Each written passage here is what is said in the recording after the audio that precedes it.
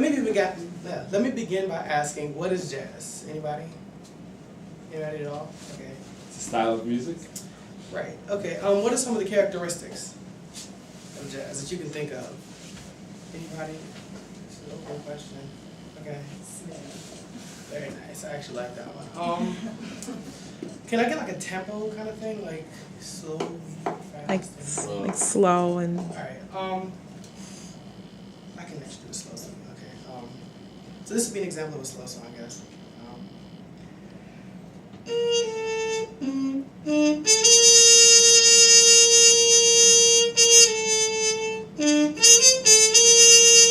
Alright, that was really bad. But that's just an example of some jazz. Now, my next question is, do you know what bebop is? Anybody ever heard of it? I guess No. not. So that's actually not surprising because bebop was a genre that was never, that contributed a lot to music, but was never really considered popular. This is primarily because of its danceability, racism in the 1940s, and the artists themselves. After the speech, I hope that you have a much better understanding of bebop, its effects on the music industry, and why the bop never became a worldwide phenomenon. But before I get to my points, I would like to give you some background on bebop. Bebop is a subgenre of jazz that eventually redefined jazz. It originated sometime in the late 1940s, but the exact date is unknown. Paul Lopez, author of The Rise of Jazz, claims that when bebop began, it was completely new and radical. It was a new innovation in self-expression. Page 2 of Scott Yanow's book, Bebop, states that prior to bebop, performers played in large ensembles and only supported the soloists. However, bebop allowed all the musicians to be soloists. And it actually invented the term improvisation, which is where you make up the melody. Some of the most famous beboppers were Dizzy Gillespie, Charlie Parker, Miles Davis, who played the trumpet, obviously, and Max Roach. Now that you know a little bit about bebop, you have a better grasp of the importance of bebop and my 3 reasons as to why it never became popular. As previously stated, one of the main reasons that bebop never became popular was the inability to dance to it. The bebop era came right after the big band / swing era, which is unquestionably one of the most famous eras in jazz. One of the main characteristics of swing was the ability to dance to it. It was really lively and fast. Actually, Yanow states that bebop was quite danceable, but not in the same way as swing. It was very fast and technically precise, not like bebop, which is usually slow and regular, whatever. Big band, I'm sorry. The technically precise style is a direct result of the bebop artists themselves. We have all heard the phrase, the customer is always right.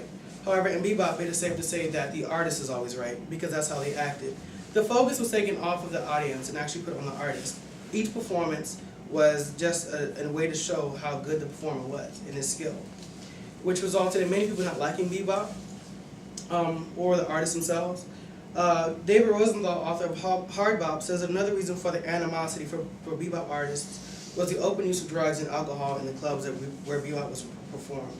This resulted in negative reviews in the general media and vendettas against jazz musicians. However, like I said, that is not just was bebop musicians. It was also jazz artists who were seen as drug addicts, usually trying to cause problems. An example of this vendetta against jazz musicians was Gene Krupa's famous marijuana bust in 1943. It was blown out of proportion, and it seriously became just an onslaught trying to get every jazz musician who would use drugs in jail. This was even worse, however, for African American jazz artists. Racism is the third and final reason that bebop never achieved national recognition. The truth is, bebop and all other types of jazz was only popular in the black community. In fact, Scott Yanow claims that bebop was always dismissed as race music. David Rosenthal states that jazz was a radical black music.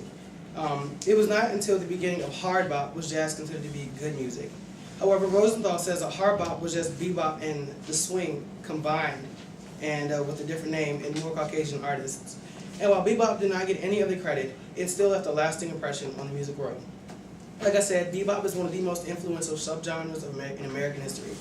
But it never received any credit because of racism, the selfishness of the artists, and the lack of danceability. And while it never became famous, we still hear its influence every day we listen to some jazz or even pop music.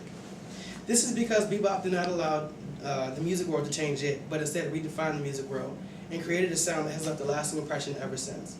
I hope that you now have a better understanding and appreciation for not only jazz, but bebop as well. So the next time you listen to some classical jazz, remember this speech and hopefully you'll be bopping away. I'm sorry. No.